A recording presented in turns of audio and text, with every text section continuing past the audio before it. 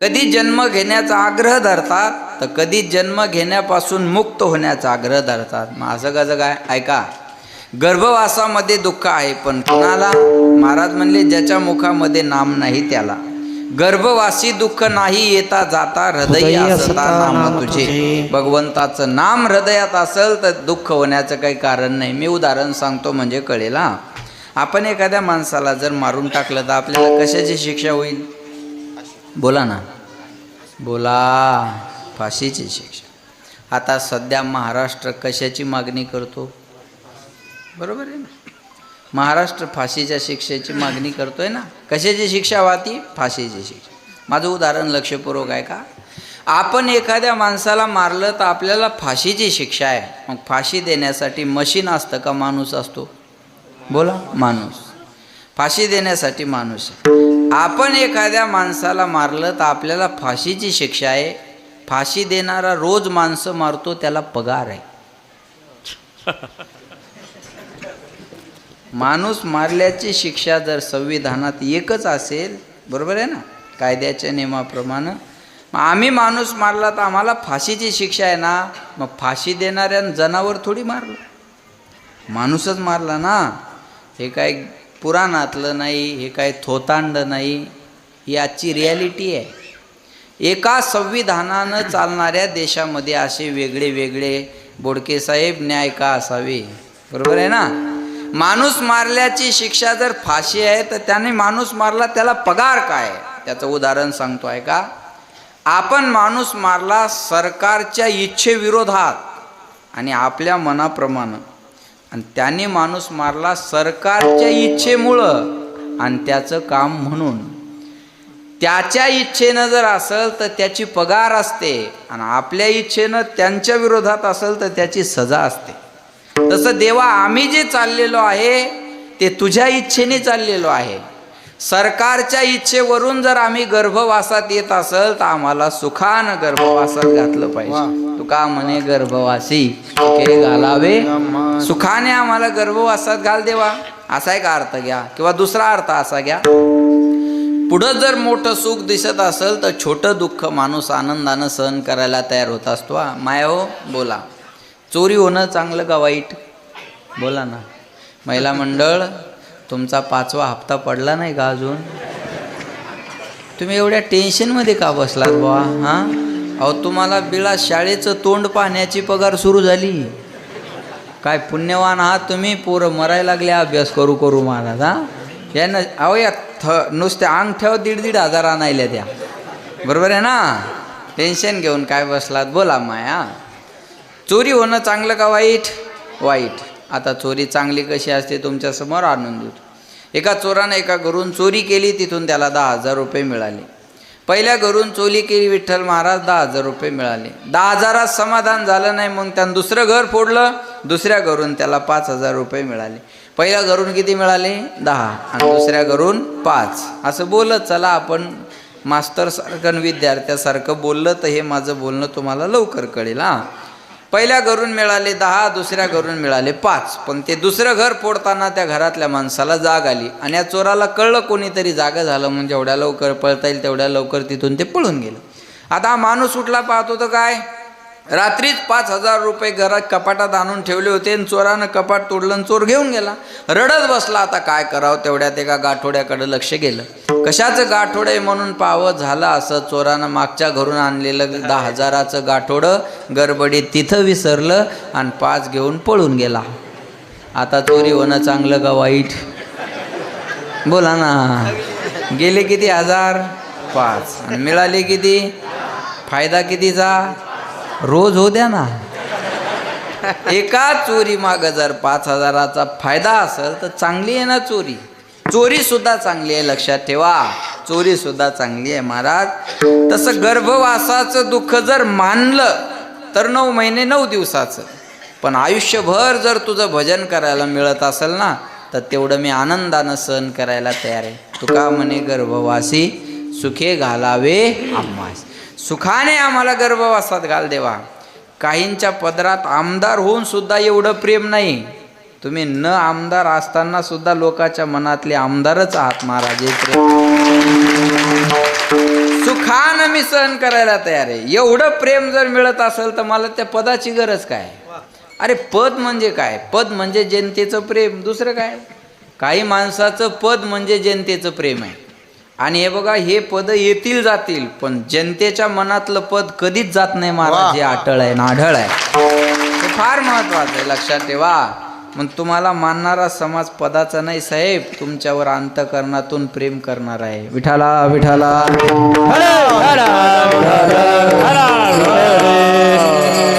तेवढं दुःख मग सहन करायला तयार आहे. काही नाही, सुखाने आम्हाला त्या गर्भवासात घाल देवा. तुका म्हणे गर्भवासी सुखे घालावे आम्हासी. लक्ष देऊन ऐका. गुण गायीन आवडी हेची माझी, असा अभंगाचा सरळ सरळ अर्थ आहे.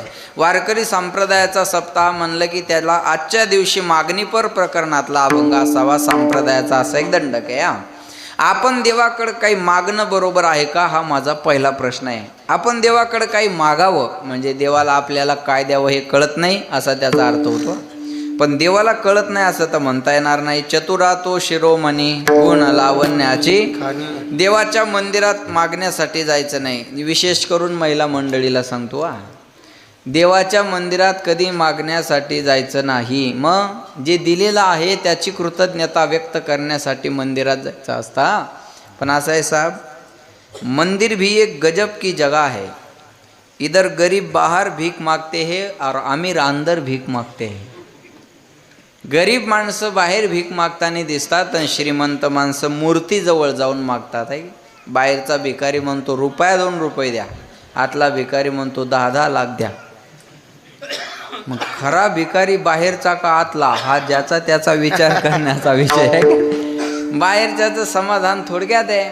मग देवाच्या मंदिरात मागण्यासाठी जायचं नाही, दिलेलं आहे त्याची कृतज्ञता व्यक्त करण्यासाठी जायचं असतं. बरं, मागायच्या अगोदर समर्पण करावं लागत असतं. वस्तू समर्पण, तत्व समर्पण, क्रिया समर्पण. जे जे काही करीतो देवा ते ते सेवा समर्पो. पत्रम पुष्पम फलम तोयम, पत्रम पुष्पम फलम तोयम यो मे भक्त्या प्रयश्यति तदहम भक्ती प्रवृत्त असनामी प्रयतात्मना. पत्र पुष्प फल तोय जे काय असेल ते भगवंताला समर्पण करताना अंतकरणातला भाव चांगला पाहिजे. समर्पणाशिवाय मागायचा अधिकार मिळत नाही. बोलत चला, ज्यानं महिनाभर काम केलं त्याला महिन्याची पगार मागण्याचा काय आहे अधिकार. जरा जोरात बोला. महिनाभर काम केलं, महिन्याची पगार मागण्याचा काय आहे अधिकार. दिवसभर शेतात काम केलं, दिवसाचा रोजगार मागण्याचा काय आहे अधिकार. मतदानाच्या अगोदरच्या दिवशी उमेदवाराला पैसे मागणं मतदारांचा काय आहे अधिकार. धन्यवाद. इथून देशाच्या विकासाला सुरुवात आहे. एकट्या मोदीला, सरपंचाला, आमदाराला नाव ठेवून काय करता महाराज. एक बोलू तुम्हाला, आपल्या रक्ताचा माणूस ग्रामपंचायतला निवडून द्यायला जर 50-50 लाखाचा खर्च येत असेल तर आपण किती इमानदार आहे हे त्याचं उदाहरण आहे. आपल्या गावातला आपल्या रक्ताचा माणूस जर ग्रामपंचायतमध्ये सरपंच करायचा असेल, कोणत्याही जनरल सगळ्याच गावचा, बरोबर आहे ना, त्याला जर एवढा खर्च येत असेल तर ही आपली इमानदारी आहे का नाही. मग एकट्या राजकारणी लोकांना नाव ठेवून काय फायदा नाही. काय फायदा आहे सांगा. त्या शिंदे साहेबांना मागं एसट्या फुकट केल्या साहेब. 75 वर्षाच्या पुढं महिला पुरुषांना एसट्या फुकट, आणि त्या एका महिन्यात बाया 10-10 वर्षांनी मोठ्या झाल्या. वय वाढून घेतली नाही ना. 65चं लगेच 75 केलं. नवरा म्हणे तू मोठी गाव झाली, म्हणे एसटी फुकट झाली, मी मोठी झाली. बरोबर आहे ना. आणि यायचा लालपरीचा प्रवास सुरू झाला बा. मग ते कंडक्टर कार्डाकडं पाहतंय, त्या बाईकडं पाहतंय, आणि ती बाई पुन्हा त्याला म्हणते माझ्याकडं काय पाहिला, कार्टाकडं पाय ना. याच्यावर खोटं आहे का. ते अधिकारी येडा आहे, तूच लगेच शहाणा लागून गेला. बरोबर, ते काही बोलत नाही बाबा विचार. आपल्या इकडची भाषा आहे का नाही, कार्टावर पाय कार्टावर आहे का. बस याचा लालपरीचा प्रवास सुरू झाला बा. पण मागच्या महिन्यात आता त्यांना काय माहीत पुढे एखादी योजना येणार आहे. वय वाढून घेतले दनादन दनादन दनादन. आणि मागच्या 2-3 महिन्यात एक योजना आली, लाडकी बहीण, आणि तिची वय मर्यादा कितीवर, 75ची. 65वर केले कर्म झाले त्याचे भोगारे, उपजले मेले ऐसे किती. हरी हरी. तिचा 5वा हप्ता पडला, तिच्या तोंडावर आनंद मावना आणि वय वाढून घेणारी तोंड जोडून घ्यायला लागली. आता कुठूनच दुर्बुंदी सुचली बुंदी. हा विठाला विठाला.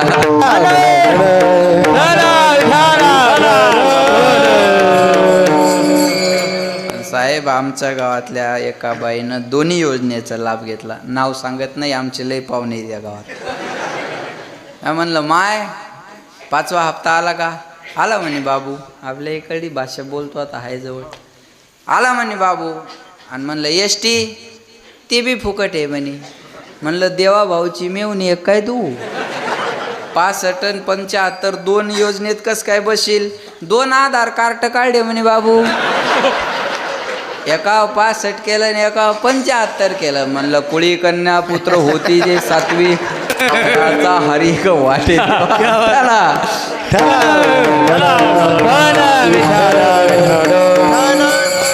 इथून विकासाला सुरुवात आहे. माझं बोलणं कळलं तुम्हाला? इथून विकासाला सुरुवात आहे. महाराज काय करता कोणाला नाव ठेवून?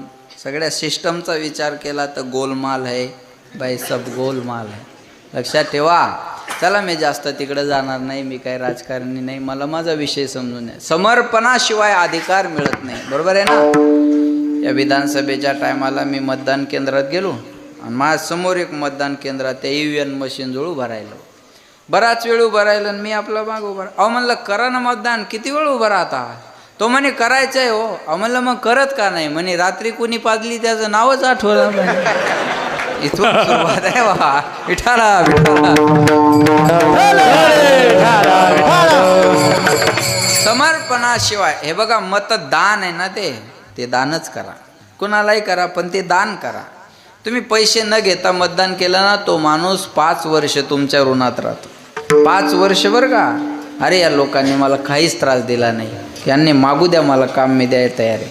आणि ज्याने पैसे घेऊन मतदान केलं ना, हे आमदार लोक त्याला म्हणतात त्या गावाचं माणसं आहेत म्हणतात, अरे पहिल्याने तात्याचं लिहून घे नाव आहे साहेबाचं. आणि ते उठून गेलं म्हणतात कट कर त्याचं पहिल्याने पण हे असं असं असं असं आहे. विठाला विठाला. ते PM म्हणतो साहेब भाऊ तुम्हीच लिहायला सांगितलं. अरे मूर्खा त्यानं आपल्याला निवडणुकीच्या टायमाला लय घातलं. असं बरोबर आहे ना?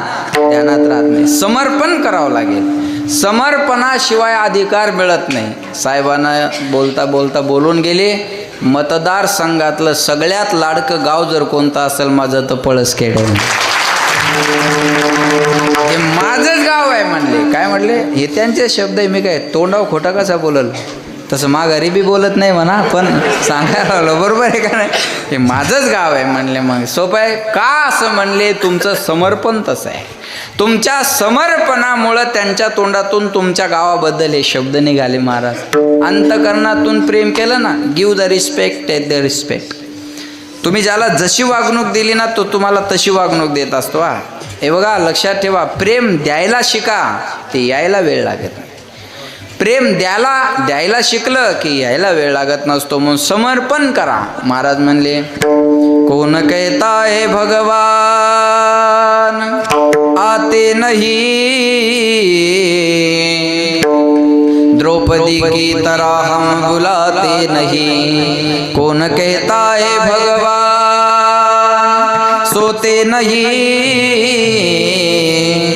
माँ यशोदा की तरह हम सुलाते नहीं. कौन कहता है भगवान रोते नहीं, राधा रानी की तरह हम प्रेम करते नहीं. एक बार तो राधा बन कर देखो मेरे सावरिया,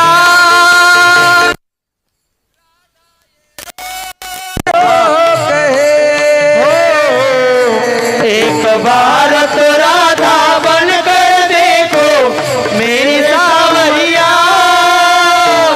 राधा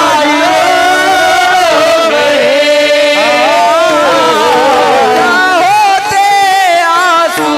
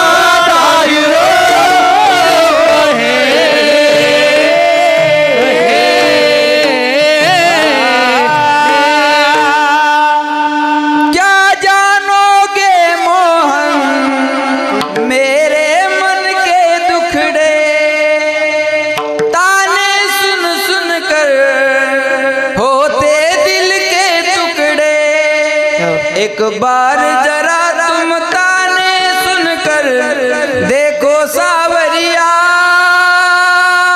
राधा की रो रो कहे, एक बार तो राधा बन कर देखो मेरे सावरिया, राधा ये रो रो कहे, राधा की रो रो कहे। एक वेळेस राधाहून प्रेम करायला शिका, देव आपल्यासाठी रडायला सुद्धा तयार आहे. लक्षात येते का? समर्पण पाहिजे ना.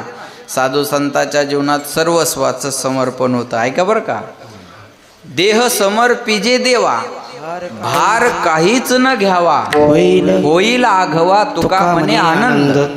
आमचा देह तुला अर्पण आहे देवा, आणि मागणं काहीच नाही. लक्षात ठेव बरं, अर्पण देह आहे, प्राण आहे, वाणी आहे, सर्वस्व तुला अर्पण आहे, आणि मागायचं काही नाही. कशा काही कार्यकर्ते अशा असतात हा, फक्त प्रेम करत राहतात आणि मागत आजपर्यंत काही नाही.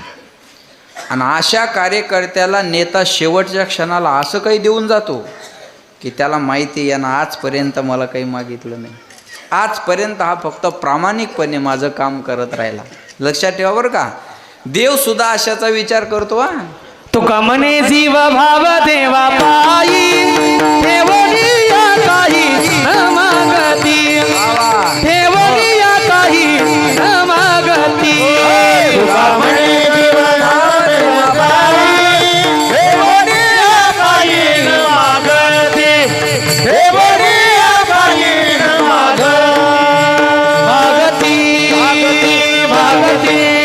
तुका म्हणे जीव, नुसता जीव नाही तर भाव देवापायी, आणि ठेवून या काही न मागती.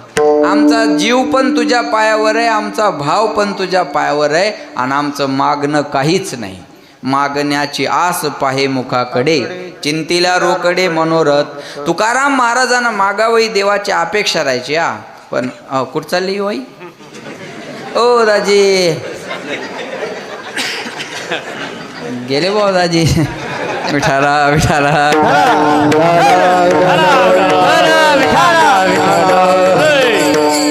आमचं सर्वस्व तुला अर्पण आहे, आणि मागणं काही नाही. मग महाराज लक्ष द्या, देवाला वाटायचं तुकाराम महाराजानं मला काहीतरी मागावं.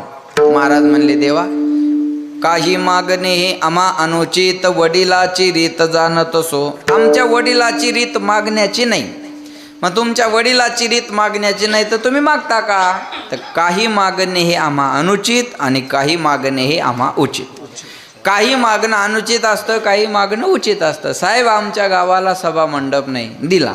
साहेब आमच्या गावात रोड नाही, दिला. साहेब आमच्या गावात क्रीडांगण नाही, दिलं. साहेब आमच्या गावाला नदी नाही. हे मागणं बी उचित नाही, आणि हे देतो म्हणणं बी उचित नाही. नदी कशी देणार आता सांगा? हे सोपा. उचित मागणं असेल तर दिलं जाईल ना, उचित मागणं असेल तर दिल्या जातं ना, अनुचित मागणं असेल तर नाही म्हणता येतं. उचित आणि अनुचित सांगतो हा. बोला, बायकोनं नवऱ्याकडं साडी मागावी, हा तिचा मागण्याचा काय आहे? अधिकार आहे. आणि नवऱ्याचं देणं काय आहे? कर्तव्य आहे. याच्यापेक्षा पुढचं बोलू, बायको अशी असावी, तिनं नवऱ्याला कधीच काही मागू नये. पण नवरा असा असावा, बायकोला काही मागण्याची वेळच येऊ देऊ नये. बरोबर आहे ना? याला म्हणतात संसार. आपल्या संसारात असं नाही. आपल्या संसारात वर्षभर मजा. नवीन नवीन लग्न झालं की नवऱ्यानं बोलायचं आणि बायकोनं ऐकायचं. किती दिवस? वर्ष दीड वर्ष. दीड वर्षात एखादा मुलगा मुलगी झालं की पॅटर्न बदलतं. मग बायकोनं बोलायचं आणि नवऱ्यानं ऐकायचं. आणखी एखादं झालं की दोघांना बोलायचं आणि पळसखेड्यानं ऐकायचं. बस, संसाराचं स्वरूपच असं. जे प्रेम सुरुवातीला आहे ते नंतर राहत नाही. नवीन लग्न झालेलं जर एखाद्या ब्रह्मचार्याने पाहिलं ना, तर त्याला असं वाटतं मी कधी या यज्ञकुंडात उडी मारतो काय माहिती. नवीन लग्न झाल्यावर ती हिरवळ फार मस्त असते बरं का. हो, नवीन लग्न झाल्यावर ती मजाच वेगळी. ते लाजणं, मुरडणं, नसल येत तरी स्टँडर्ड बोलायचे प्रयत्न करणं, की तिच्यावर इम्प्रेशन पडलं पाहिजे बा. बरोबर आहे ना? मग नवीन लग्न झालं की नवरदेवाला या नवरीला विचारा, दादा दिसत नाहीत, ती लगेच सांगणार नाही. लाजणार, मुरडणार, पदराला थोड्या अशा पिळ्या घालणार, अंगठ्यानं जमीन उकरणार. असं नवीन नवीन नवीन नवीन आहे का ना. आणि मग म्हणणार ते ना तिकडं सप्ताहाकडे गेले असतील, असं छान सांगते. ह्याला म्हणावं वहिनी दिसत नाही, पहिल्याने असता तिकडं मंदिराकडे गेले असन कीर्तनाला. 4-6 महिने झाल्यावर हिला म्हणावं दादा दिसत नाहीत, गेला असन बोंबलत कुठं. असंच असतं, गेला असन बोंबलत कुठं. मग ह्याला म्हणावं वहिनी दिसत नाही, तिचा का मालक हे का ती विचारून जाते. जे ते बरं आहे महाराज, तुम्ही विचारू नाही ना आम्ही सांगू नाही. बस 4-6 महिन्यातच ही टोन बदलून जातो बाबा. जे प्रेम सुरुवातीला आहे ते नंतर राहत नाही. नवीन नवीन लग्न झालेले जोडपं रस्त्यानं चाललं तरी हाताला हात धरून चालणार. किती दिवस? 2-3 महिने. 2-3 महिने झाले की तो 50 फूट पुढं, ही 50 फूट माग. ती म्हणते अहो, ह्यो म्हणतो बोंबलू नको चाल. जे प्रेम सुरुवातीला आहे ते नंतर राहत. लक्ष देऊ नाही का. बायकोनं नवऱ्याकडं साडी मागणं उचित आहे, पण पेरणीच्या टायमाला नेकलेस मागणं नाही का. वल्ल्या फोकान हाणाय पाहिजे म्हणा. पेरणीच्या टायमाला केलेले दागिने गहाण ठेवावं लागतात आहे का नाही. ही शेतकऱ्याच्या घरची परिस्थिती आहे. साडी मागणं उचित आहे, पेरणीला सोनं मागणं अनुचित आहे. बरोबर आहे ना. पेरणीला सोनं मागणं उचित अनुचित सांगतो. पावसाळ्याचे दिवस होते. विठ्ठल महाराज आणि एक बाई स्टेशनरीच्या दुकानावर गेली आणि त्या दुकानदाराला म्हणे दादा छत्री आहे का. दुकानदार म्हणे आहे ना ताई. केवढ्याची आहे. दुकानदार म्हणे 100 रुपयाची आहे. ती बाई म्हणे 100 रुपयाची. दुकानदार म्हणे ताई मी सांगितले आणि तुम्ही दिले असं झालंय का. मी सांगितले तर तुम्ही मागू शकता ना. विनायक भाऊ त्या बाईनं सांगितलं म्हणे 50 रुपयाला द्या. 100 रुपयाची वस्तू 50त मागण्याचं धाडस फक्त ह्या बिचाऱ्या करू शकतात. एवढी हिंमत माणसात नाही बरं का. एवढी हिंमत माणसात नाही महाराज. भाव करावं बाया आहे नाच. बार्गेनिंग करायला बाया 1 नंबर असतात बा. बरं झालं तारका घ्यायला बाया नाहीत. नाही तर महाराज डिझेलवरच मेला असता. त्याला जेवण खाऊन 100 उरले असते बा. माणसाच्या हातात येते बरं आहे जरा चांगले दिवस आपल्या ते बायाच्या हातात नाही. ते भाव बायानंच करावं महाराज. ती म्हणे 50 रुपयाला द्या. दुकानदार म्हणे ताई 100 रुपयाची छत्री 50ला मागता एवढी काही कमाई असते का. हे बघा मला काही तुमच्याकडून कमवण्याची अपेक्षा नाही. 80 रुपयाला मला आली, तुम्ही 80 द्या आणि घेऊन जा. ती म्हणे आता 40ला द्या. ती नेम्यावरच यायची ना. तिला वाटायचं करतंय कमी. आता नेम्यावरच यायची महाराज. दुकानदार म्हणे ताई सकाळी सकाळी आलात, बोहणीचं गिऱ्हाईक आहे, माघारी लावणं बरोबर नाही म्हणून आलेल्या भावात द्यायला तयार आहे. असं कुठं असतं का. एक काम करा आता मला तुमच्याकडून कमाई पण करायची नाही काहीच नाही, पण तुम्हाला माघारी लावायचं नाही. मला दिवसभर नाट लागेल. एक काम करा आता तुमचे 40 राहू द्या, माझे 80 राहू द्या, 50 द्या आणि आता घेऊन जा. ती म्हणे आता 25ला द्या. लास्ट आणि बेस्ट असं म्हणतात ना बाया. लास्ट आणि बेस्ट लगे आता. हां आता काहीच बोलू नका पहा आता लगे. बरोबर आहे का नाही. आता लास्ट आणि बेस्ट लगे द्या आता. हां द्या आता नाही म्हणू नका द्या. दुकानदार म्हणे ताई 25 बी कशाला देता फुकटच ज्ञान. मग 2 द्या म्हणे दादा. दमलं का आता. मागणं उचित आहे का. विठाला विठाला हे मागणं अनुचित आहे. काही मागणं उचित असतं, काही मागणं अनुचित असतं. एका वाक्यात दोन्ही व्याख्या सांगतो आहे का. उचित काय आणि अनुचित काय. देवाकडं जाऊन देव सोडून सर्व काही मागणं म्हणजे अनुचित मागणं बरं का भाऊ. देवाकडं जाऊन देव सोडून सर्व मागणं म्हणजे अनुचित मागणं आणि देवाकडं जाऊन देवालाच मागणं म्हणजे उचित मागणं. देवाकडं जायचं आणि बाकीचं मागायचं हे अनुचित आहे ना. आणि देवाकडं जाऊन देवाला आहे बघा.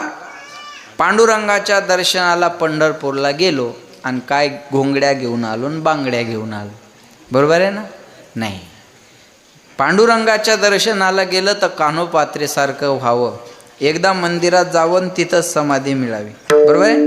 मागणं कळावं. मागच्या वर्षी मुख्यमंत्री शिंदे साहेबासोबत गेवराईच्या एका जोडप्याला पूजेचा बहुमान मिळाला होता. मला आजही आठवते ती गोष्ट.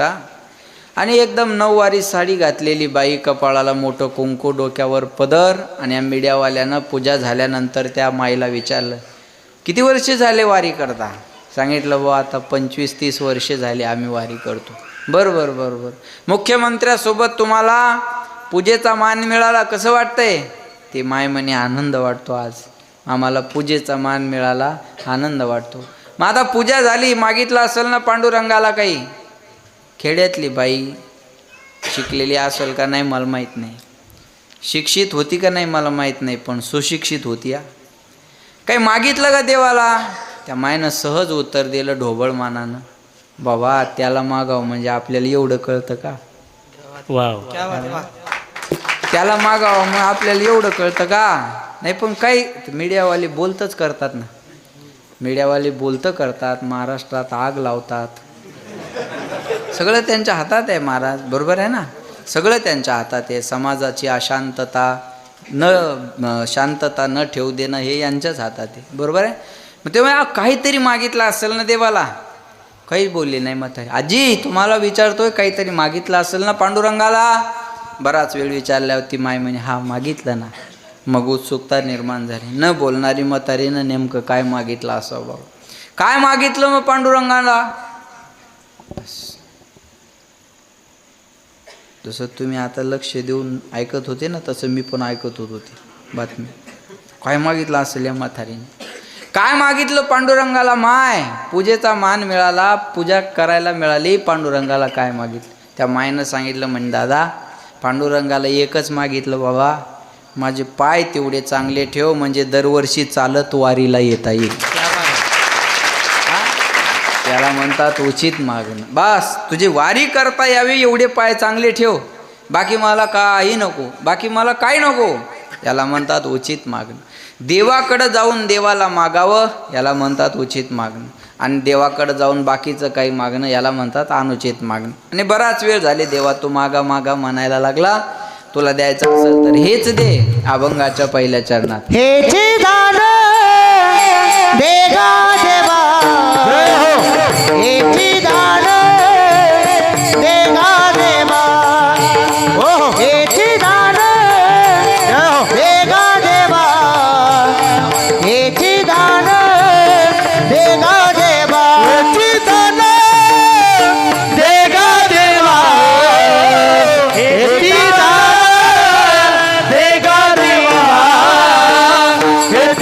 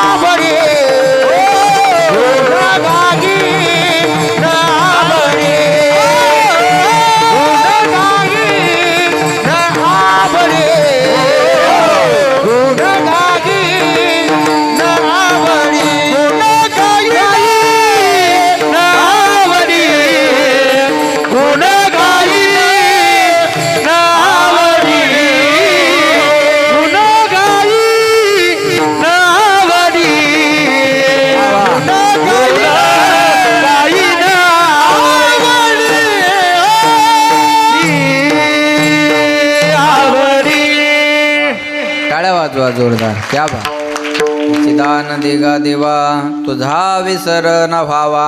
द्यायचं देवा तर तुला हेच दान दे. लक्ष द्या माझ्याकडे. हा हेची दान देगा देवा.